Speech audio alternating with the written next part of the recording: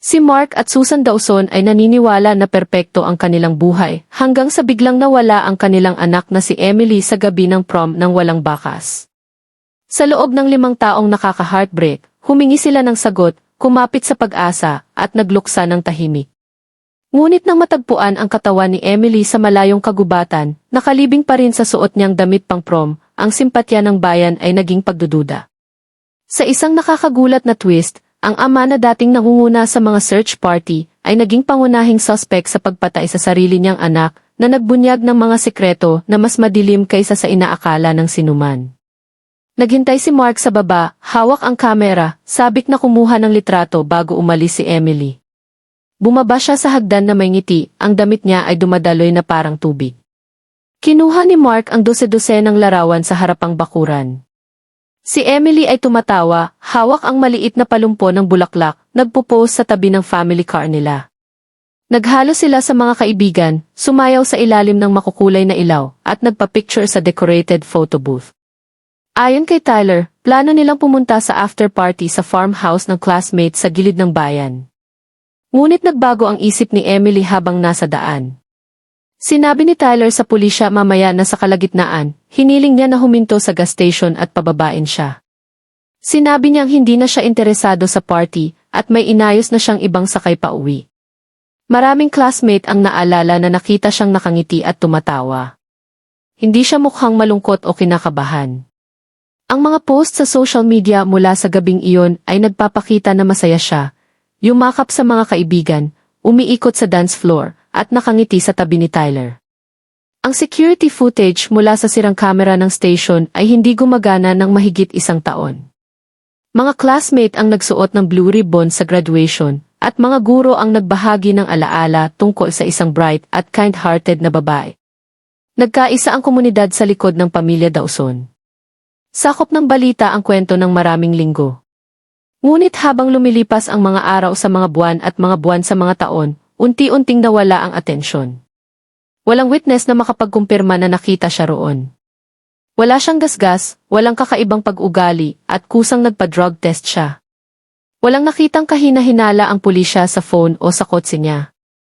Ang mga kaibigan niya sa after party ay nagkumpirma na naroon siya pagsapit ng 10 oras 30 minuto, at ang mga litrato mula sa event ay sumuporta sa timeline.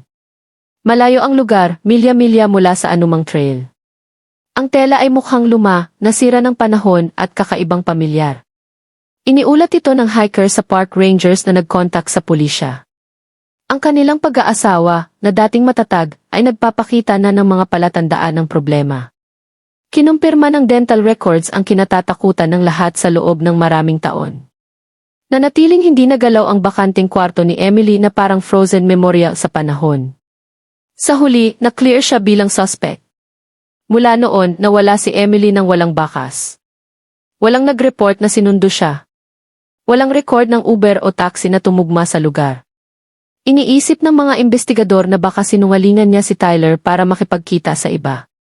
May nagsabi na tumakas siya, may takot na baka na-abduct siya. Ngunit walang physical evidence, naging stagnant ang kaso. Bawat lead ay nagtatapos sa disappointment. Naiwan ang mga Dawson sa kalungkutan, frustration, at walang katapusang tanong. Mukha siyang lumabas mula sa fairy tale. Nagdaos sila ng press conferences, nag-run ng social media pages, at malapit na nagtrabaho sa missing persons organizations. Lalo na si Mark, naging mukha ng laban ng pamilya. Nakikita siya sa bawat event, naghahati ng flyers, nakikipag-usap sa reporters, at nag-organisa ng community search efforts. Ang kanyang determinasyon ay ginawa siyang simbolo ng pag-asa, isang ama na ayaw sumuko. Noong may 18, 2018 nagsimula na parang anumang mainit na araw ng tagsibol sa Greenwood, Indiana. Naka-navy suit siya at matching tie. Mga 1 taon nang magde-date sina Tyler at Emily. Ngunit hindi nagalaw ang kama. Nakaupo pa rin ang overnight bag ni Emily sa tabi ng dresser. Pagsapit ng tanghali, nag-contact sila sa pulisya. Walang naalala na nakakita kay Emily pagkatapos ng 10 oras 15 minuto ay huling ping ng phone niya sa 10 oras 34 minutos sa labas ng bayan bago tuluyang namatay. Ang lokasyon na iyon, isang rural road stretch sa pagitan ng Greenwood at kalapit na kagubatan, nagdulot ng pag-aalala. Walang bahay, walang tindahan, puno lang at farmland. Inorganisa ang search teams, ngunit walang agarang clue. Patay ang phone niya at nawawala ang sapatos mula sa gabing iyon. Magalang, tahimik at palaging respectful siya sa mga magulang niya. Umalis silang dalawa sa kotse niya mga 7 oras para sa prom sa school gymnasium. Humahuni ang mga ibon, sumisikat ang araw sa tahimik na suburban streets, at excited ang high school students sa buong bayan. Kasama niya ang mga magulang na sina Mark at Susan Dawson sa 2-story house sa Evergreen Drive. Mapayapa ang neighborhood nila, yung tipong nagwawav kapag nagmumaw ng damo at nagbibike ang mga bata hanggang sunset. Kilala ang mga Dawson. Nagtatrabaho si Mark sa car dealership at si Susan sa local clinic. Si Emily, senior, ay kilala sa magandang grades, mabuting asal at malapit na grupo ng kaibigan. Hindi siya wild, hindi masyadong party at halos walang gulo. Prom night sa Greenwood Central High School. At para sa 17 anyos na si Emily Dawson, gabi iyon na pinlano niya ng maraming buwan.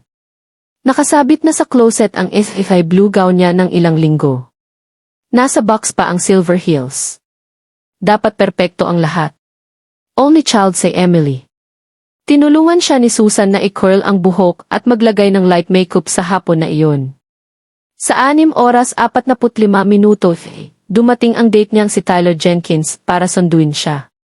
Ang nangyari sa susunod na ilang oras ay magiging subject ng taon-taong investigasyon, walang katapusang interviews, at endless speculation.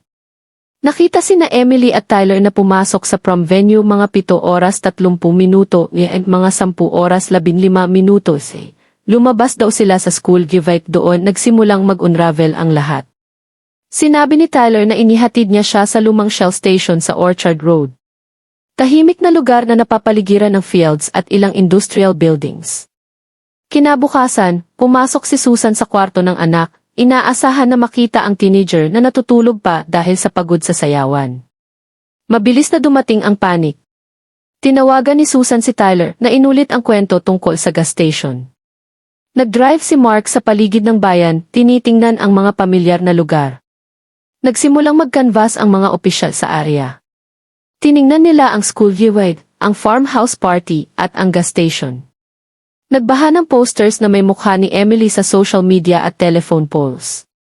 May vigils. Punong-puno ng candlelit prayers ang church halls. Sa kabila ng lahat ng pagsisikap, walang solid leads. Paulit-ulit na tinanong si Tyler. Pareho ang kwento niya sa bawat pagkakataon. Nanatiling frustrating dead end ang gas station. Walang ibang estudyante o matanda na naalala na nakita si Emily roon. Ginawa ni na Mark at Susan ang lahat para mapanatili ang investigasyon, ngunit sa likod, nahihirapan ang pamilya. Nag-withdraw si Susan sa trabaho at nagsimulang mag-counseling ang mag-asawa. Sa 3 taon, opisyal lang idineklara na cold case. Natuyo ang ebidensya. Walang bago ang mga witness. Pagkatapos ng 5 taon, may nagbago. Isang hiker na naglalakad sa woods ng Musketok National Wildlife Refuge ay nakatagpo ng punit na piraso ng blue fabric na nakadikit sa fallen log sa loob ng 1 linggo. Natagpuan ng search dogs ang human remains na nakalibing sa mababaw na lupa lamang 20 yards mula sa pinagmulan ng tela. Natagpuan na si Emily Dawson, ngunit ngayon hindi na tanong kung saan siya napunta. Tanong na kung sino ang naglagay sa kanya roon. Ang pagkatukla sa labi ni Emily Dawson ay nagdala ng nakakagulat na katapusan sa 5 taong katahimikan. Mula sa missing persons case, naging homicide investigation na ito. Ang blue fabric na natagpuan malapit ay tumugma sa prom dress ni Emily, kinukumpirma na nakalibing siya sa huling suot niya.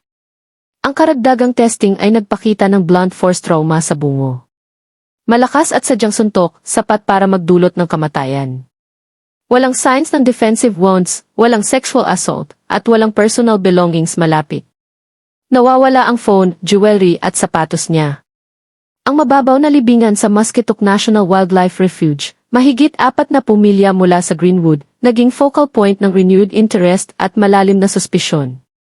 Naalala ng mga bisita sa after-party na nakita siya hindi nagtagal pagkatapos ng 10 oras 30 minuto ay umiinom ng soda at nagpapalista ng musika.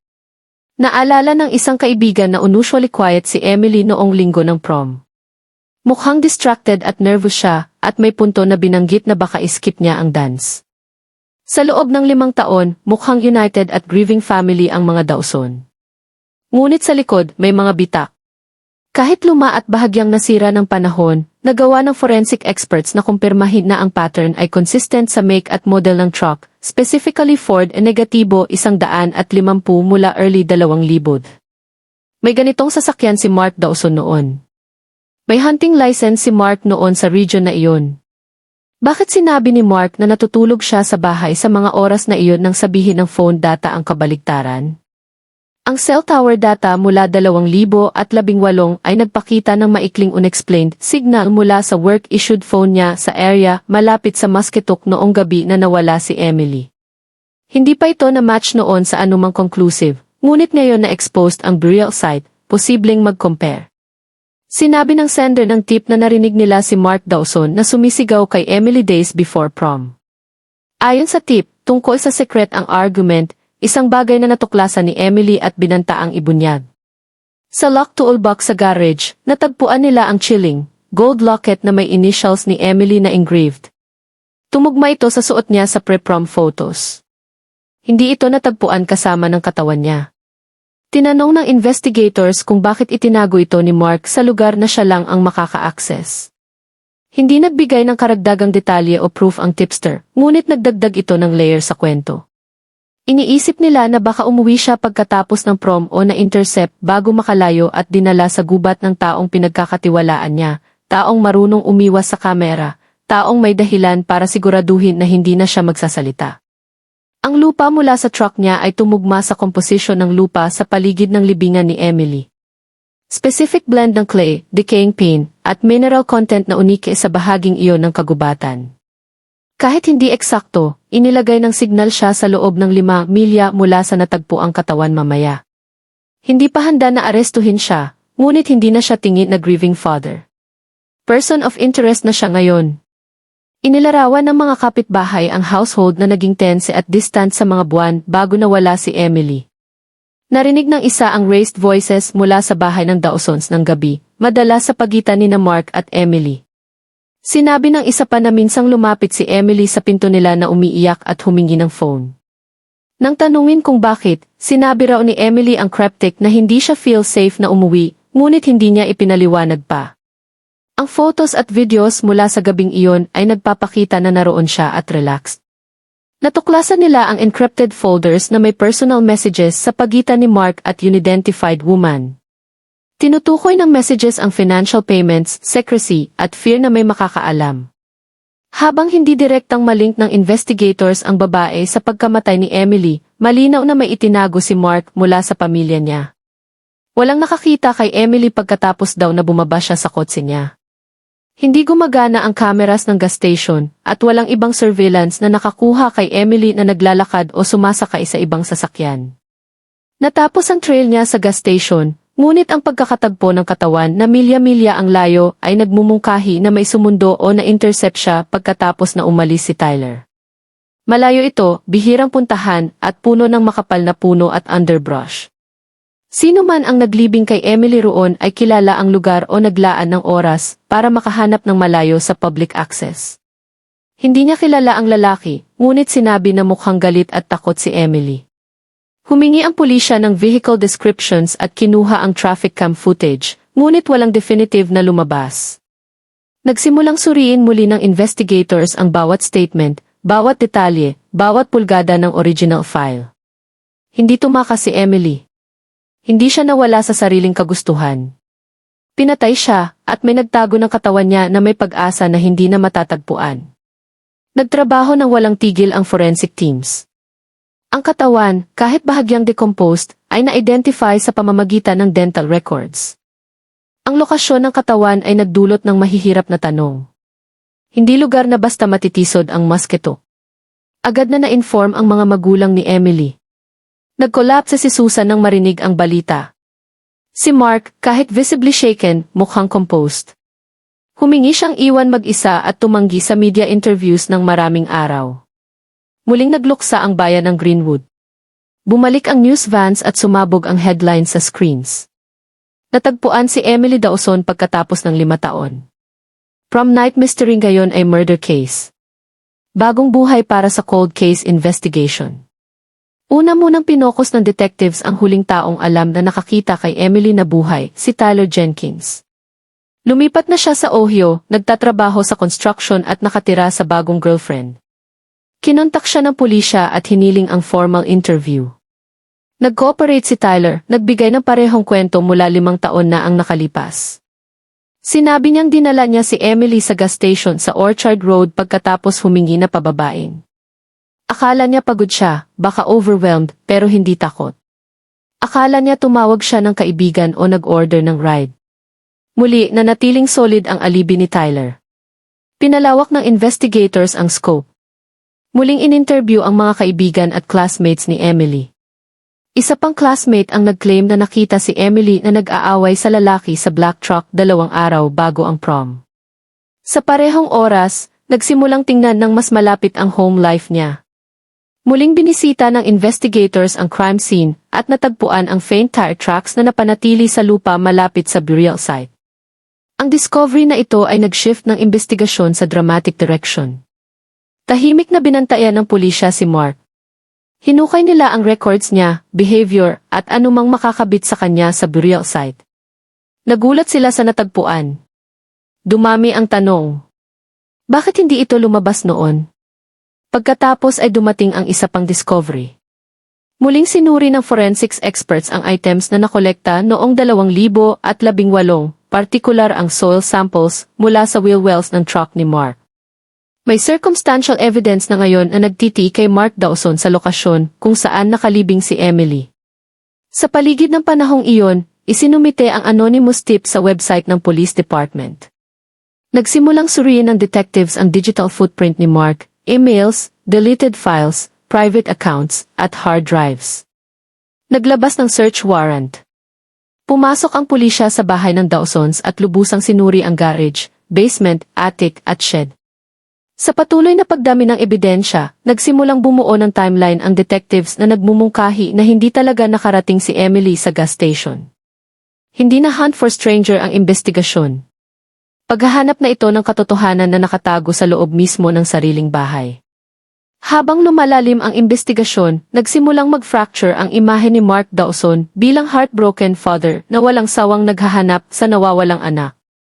Ang locket na natagpuan sa garage niya ay nagtaas ng higit na tanong kaysa sagot.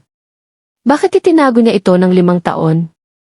Bakit hindi niya isinumit noon ng critical na clue iyon? Sinabi niyang nanood siya ng TV, pagkatapos ay natulog mga 11 na una nang nakatulog ang asawa niyang si Susan. Nanatili raw ang truck niya sa driveway, hindi nagamit at nakapark. Walang jewelry ang natagpuang katawan ni Emily, at ang maliit na detalye na madaling i-overlook na ito ay naging sentro na ng investigasyon. Para sa detectives, hindi na ito keepsake mula sa grieving parent. Ebidensya na ito. Hindi na maawain ang mga taon sa kanya. Ang kalungkutan ay nagholo ng boses niya, at ang mga mata niya ay nagdadala ng bigat ng pagod. Hindi pa siya nagduda kay Mark noon. Mabilis niyang isinara ang kabinet at sinabing nagre-reorganize lang siya ng tools. Hindi niya masyadong iniisip noon, ngunit ngayon ay mabigat na ang memory na iyon sa bagong meaning. Posibleng secret na itinago ni Mark mula sa pamilya na maaaring sirain ang marriage, job, o reputation niya. Si Emily, na emotional at impulsive, baka nagbanta na ibunyag ang katotohanan. Baka mas takot si Mark sa exposure kaysa kahit ano pa. Katabi niya siya sa bawat press conference, bawat tearful interview, naniniwalang ibinabahagi niya ang sakit niya. Pinanatili ng pulisya ang tight lid sa developments para maiwasan ang media frenzy. Patuloy na ginawa ni Mark ang daily routines na parang walang nagbago kahit bumalik sa local advocacy work para sa missing children.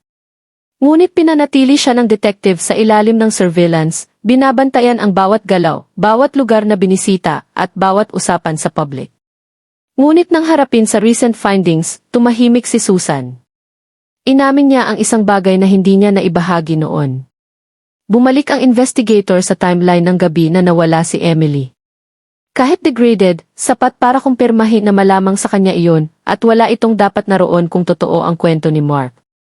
Pinanatili ni Tyler Jenkins ang original story, at ang surveillance mula sa party venue ay naglagay pa rin sa kanya roon sa loob ng ilang minuto pagkatapos daw na i-drop off si Emily kung talagang ginawa niya iyon. Ang pagtuklas ni Emily sa secret niya, ano man iyon ang motive. Ang natira ay mas madilim na katotohanan. Isang lalaki na, ayon sa investigators, isinakripisyo ang sariling anak para protektahan ang buhay na itinayo sa kasinungalingan. Ang pagtatangka niyang i-expose siya ang spark. At ang ebidensya, parehong physical at circumstantial, ay nagsasabi ng kwentong imposibleng baliwalain. Nakakuha sila ng warrant at inaresto si Mark Dawson sa bahay niya sa tahimik na Martes umaga noong Mayo 2023. 5 taon halos sa araw na nawala si Emily. Nag-file siya ng divorce at publicly stated na wala siyang prior knowledge sa actions ni Mark. Dumalo si Mark sa fundraisers, tumulong sa pag-organisa ng search parties, at sumali pa sa grief support groups para sa ibang magulang ng missing children. Lahat habang alam na inaakusahan na siya ng prosecutors na responsable. Ang statements niya sa pulisya ay consistent sa taong blindsided sa arrest. Nag-cooperate siya sa investigasyon, nagpapahayag ng disbelief at sorrow sa nangyari sa ilalim mismo ng bubong ng bahay niya. Nagulat ang bayan. Tinawag ito ng news reports na betrayal sa pinakamasamang anyo, isang ama na inakusahan na pumatay sa sariling anak. Isang gabi, narinig niya si Emily na sumisigaw kay Mark mula sa likod ng pinto ng kwarto niya. Nakalibing sa lock drawer sa office niya ay mga handwritten pages na parang confession, kahit vague. Isinulat ni Mark tungkol sa pakiramdam na cornered, na natuklasan at ginawa ang dapat gawin. Hindi niya binanggit ang pangalan ni Emily o ang crime, ngunit ang timing at tone ng journal ay mahirap baliwalain. Biglang tumigil ang entry noong Mayo 2018. Hindi maunawaan ni Susan kung tungkol sa ano iyon, alam lang na mukhang upset si Emily at mababa at kalmado ang boses ni Mark. Kahit maraming beses na nilinis mula nang mawala si Emily, pinahintulutan ng bagong technology ang deeper residue detection. Sa ilalim ng lining ng kama, natagpuan ang traces ng blood proteins na masyadong degraded para conclusive sa una, ngunit sapat para ipadala sa advanced testing. Habang pending ang lab results, overwhelming na ang circumstantial evidence. Nang lumabas si Emily, hindi siya nagsalita sa ina at iniiwasan ang eye contact. 3 araw iyon bago siya nawala. Pero paano kung hindi talaga nakarating si Emily sa gas station?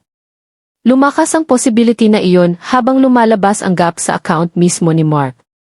Noong 2018, nang mawala si Emily, sinabi ni Mark sa pulisya na nasa bahay lang siya buong gabi. Ang ping ay tumagal lamang ng 1 minuto bago patayin ang phone. Noon, dismissed ang maliit na blip na iyon dahil sa imprecise data at assumption na walang suspicious na nagtiti kay Mark sa area. Ngunit ngayon, kasama ang lupa mula sa truck at locket sa garage, naging critical piece na ito ng puzzle. Ngunit nagpinta ng ibang larawan ang cellphone data. Noong may 16 na, 2 araw lang bago nawala si Emily, bumili si Mark ng tarp, zip ties, flashlight, at heavy-duty gloves mula sa local hardware store. Hindi napansin ang transaksyon ng maraming taon dahil cash at hindi na flag ang receipt. Ngunit napanatili ng store ang surveillance footage sa digital database. Nang hingin ito ng investigators mula sa date na iyon, kinumpirma na si Mark sa register. Nagpakita ang phone records na ang work-issued device ni Mark ay briefly connected sa Tower East ng Greenwood sa 10 oras 46 minuto sa gabing iyon. Ngayon alam na ilang milya lang mula sa kagubatan kung saan nakalibing si Emily. Kinuha ng pulisya ang financial records mula sa linggo ng prom. Habang lalong humuhukay ang detectives, nagsimulang makipag-usap muli kay Susan Dawson. Ilang araw bago ang prom, sinabi niyang maaga siyang umuwi mula sa trabaho at natagpuan si Mark sa garage, startled at pawis. Binunyag din ni Susan na madalas mag-away sina Emily at Mark noong tagsibol na iyon. Lalong naging distant at confrontational si Emily. Habang nagkakasama ang pieces, nag-develop ng theory ang investigators.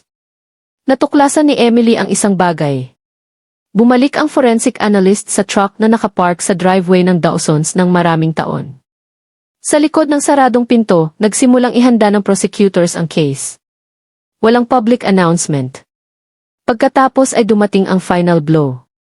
Bumalik ang fake results mula sa blood sample sa truck bed, partial match kay Emily Dawson.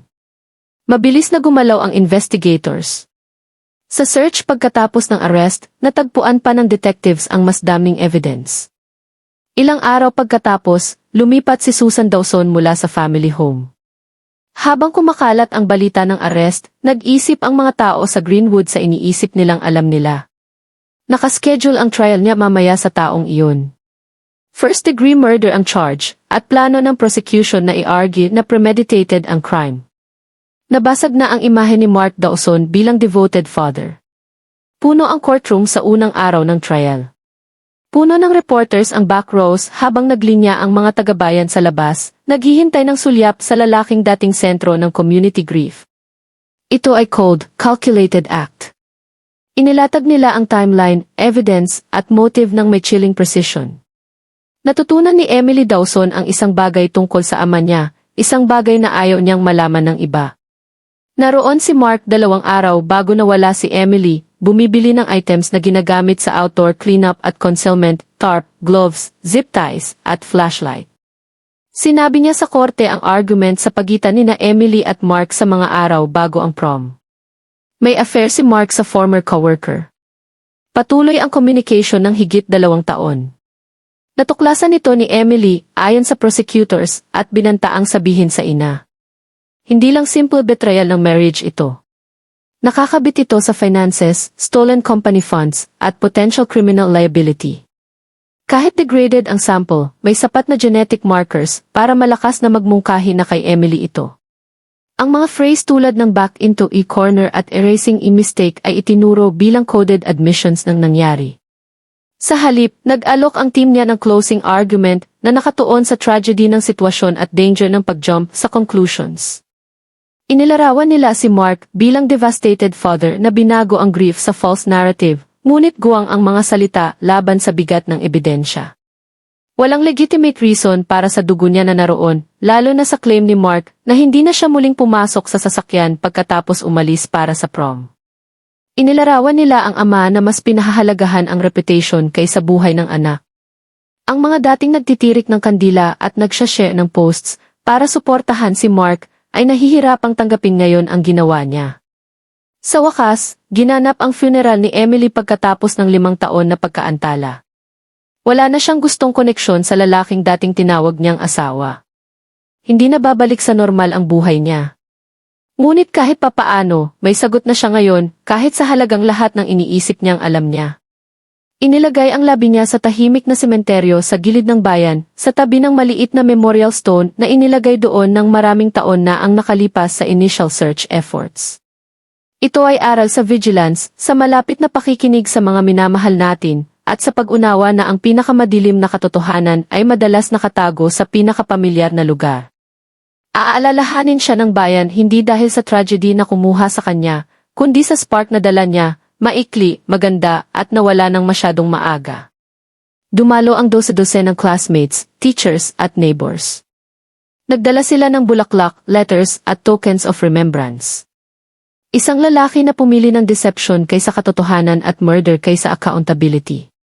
Hiniling nila sa jury na makita sa likod ng mask at ibigay ang hustisya kay Emily, isang batang babae na pumunta sa prom na puno ng pag-asa, upang lamang mapatahimik magpakailanman. Kung nalaman ni Susan, mawawasak ang buong buhay ni Mark. Galit, defiant, at mukhang terrified si Emily pagkatapos. Binasa ng 4 na tao ang verdict. Guilty sa lahat ng counts. Napatunayan guilty si Mark Dawson sa first-degree murder, obstruction of justice, at tampering with evidence. Umiiyak ng tahimik si Susan, sumisinghot sa tissue habang mabilis na nagsusulat ang reporters. Walang emosyon si Mark. Titig lang siya sa harap, walang ekspresyon habang binabasa ang sentence. Life in prison without possibility of parole. Inilarawan din ni Susan ang behavior ni Mark pagkatapos mawala si Emily, kung paano laging siya ang gustong magsalita sa pulisya, kung paano niya nilock ang ilang parte ng bahay, at kung paano niya nahuli na nagsusunog ng lumang papeles sa fireplace ng gabi-linggo pagkatapos mawala ang anak. Nagbayad siya ng cash. Walang nai-report o naibigay na items na iyon nang mawala ang anak. Malinaw ang implication, naghahanda siya para sa isang bagay. Ang sekret na natuklasan niya ay sapat na takutin siya para i-orchestrate ang pagpatay at paglibing habang ginagampanan ang papel ng broken father sa labas.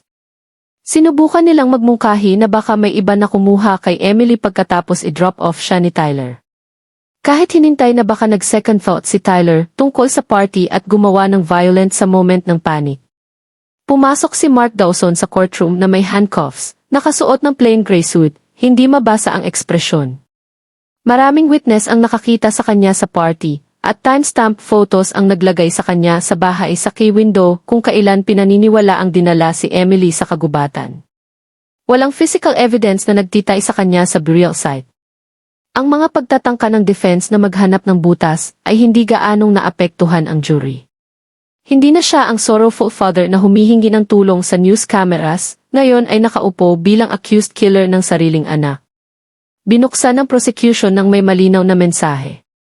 Hindi ito crime of passion ni tragic accident. Inilatag nila ang ebidensya sa layers. Una, ang locket, maliit na jewelry na natagpuan na nakatago sa garage ni Mark. Nasa kanya ito ni Emily sa gabi na nawala siya, ngunit hindi natagpuan kasama ng katawan.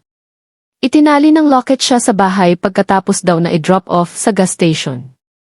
Sumunod ang soil samples mula sa wheel wells ng truck ni Mark. Ang rare mineral match sa pagitan ng lupa na iyon at forest floor sa Musketuk ay halos imposibleng i-explain away. Susunod ang digital trail. Ang cell tower pings mula sa phone niya ay naglagay sa kanya malapit sa wildlife refuge sa eksaktong window ng oras na nawala si Emily. Narinig ng korte kung paano pinatay ang phone niya, hindi nagtagal pagkatapos ng ping, isang intentional effort, ayon sa prosecutors, para maiwasan ang tracking. Ipinakita sa jury ang security footage mula sa hardware store. Sumunod ang testimony mula kay Susan Dawson. Nakaupo mag-isa sa witness stand, mukhang shaken pero composed. Pagkatapos ay dumating ang bombshell. Ipinakilala ng prosecution ang ebidensya mula sa private laptop ni Mark, emails, encrypted messages, at documents. Ipinakita nito ang secret online life. Ito ang motive. Nahirapan ang defense na mag-alok ng convincing alternative. Ang strategy nila ay magmungkahi na circumstantial ang ebidensya, na coincidences at misinterpretations ang nagpinta ng maling larawan, ngunit nanatiling strong ang alibi ni Tyler. Isang particularly damaging moment para sa defense ay nang mag-testify ang forensic analysts tungkol sa blood evidence na natagpuan sa truck bed ni Mark. Nag-testify din ang psychologist para sa prosecution. Sinuri niya ang journal entries ni Mark na natagpuan sa lock drawer at inilarawan bilang signs ng mounting pressure, guilt at premeditation. Hindi kailanman tumayo si Mark sa stand. Ang katahimikan niya ay nag-iwan ng maraming nagtataka kung ano ang katotohanan sa sarili niyang salita, ngunit pinayuhan siya ng lawyers na iwasan ang risk ng cross-examination. Isinara ng prosecution ng may statement na nagpatahimik sa courtroom. Nag-deliberate ang jury ng 6 na oras lamang. Nang bumalik sila, hinintay ng courtroom ang hininga. Sa aftermath, naiwan ang bayan ng Greenwood sa halo ng sorrow, betrayal at disbelief. Lumipat si Susan hindi nagtagal pagkatapos ng trial. Ibinenta niya ang bahay at binago ang apelyido. Naging simbolo ang kwento ni Emily hindi lang ng lost child, kundi kung paano masisira ng secrets, kahit ang pinakamamahal na tahanan. Ang mga taon pagkatapos ng conviction ni Mark Dawson ay minarkahan ng quiet sadness na hindi kailanman tuluyang nawala sa Greenwood. Kahit na served ang justice sa mata ng korte, walang tunay na kapayapaan, walang final closure. Ang pangalan ni Emily Dawson ay nananatiling gumuguhit sa mga usapan sa classrooms at sa puso ng mga taong nanood sa buong nightmare mula sa malayo. Walang gustong tumira sa lugar na nangyari ang ganitong tragedy. Naalala siya ng mga guro bilang curious at kind, at ang mga dating classmates na ngayon adults na nakakalat sa bansa ay nagkukwento pa rin ng kwento niya sa mahinang boses. Inilagay siya sa protective custody pagkatapos kumalat ang balita ng crime niya sa mga inmates. Ang child-related cases ay madalas nakakakuha ng pinakamalupit na reputation sa loob ng bilangguan, at kahit ang ibang convicts ay maihangganan. Ginugol ni Mark ang mga araw na isolated, nagbabasa ng lumang novels at nagsusulat sa bagong journal. Hindi niya kailanman pinag-usapan ang murder, hindi sa cellmates, hindi sa guards, hindi kahit sa mandatory psychological evaluations. Ngunit pagkatapos basahin ang retrospective article tungkol sa case, na-realize niya ang significance ng sinabi sa kanya. Ang statement niya ay nakatulong na patibayin ang teori ng prosecution sa motive, hindi lang emotional o familial, kundi kriminal. Hindi dahil sa galit o panic pinatay ni Mark si Emily. Ginawa niya ang cold, deliberate choice para protektahan ang mga kasinungalingan, pagnanakaw, at buhay na itinayo sa secrets. Tinawag lang niya ang case na The Incident, walang karagdagang paliwanag. Naging example ang case kung paano magtatago ng dangerous truths kahit ang pinaka-picture perfect na pamilya. Inilagay ang maliit na plaque sa local park sa pangalan ni Emily, napapaligiran ng spring flowers at bench kung saan maaaring umupo ng tahimik at alalahanin siya. Sa bawat anniversary ng disappearance niya taon-taon, lumilitaw ang mga kandila sa gilid ng park. Walang speeches, walang banners, liwanag lang sa dilim. Nag-usap ang experts tungkol sa red flags, manipulation, at psychology ng taong makakapag-maintain ng illusion ng grief habang nagtatago ng papel sa tragedy. Naglagay siya ng folded letter sa ilalim ng plaque, pinabigat ng makinis na bato. Hindi na siya bumalik. Ang frozen in time photo ni Emily ay naging simbolo ng higit sa isang crime. Tungkol ito sa illusion ng safety sa pamilyar na tahanan. Tungkol ito sa betrayal na nakamask bilang magulang. Hindi malilimutan ang kwento niya, hindi dahil sa horror, kundi dahil sa resilience na binigyan ito sa iba. Dahil para sa bawat unspoken fear, bawat overlooked warning, may boses na ngayon sa likod nito, isang paalala na may paraan ang katotohanan para lumabas, kahit ilibing ng malalim sa kagubatan. Naging call ito para tumingin ng mas malalim, magtanong sa assumptions, at hindi maliitin ang kapangyarihan ng katahimikan. Ang lalaking dating mahigpit na kumokontrol sa narrative ay ngayon nabubuhay sa katahimikan, hinahabol ng katotohanang sinubukan niyang ilibing.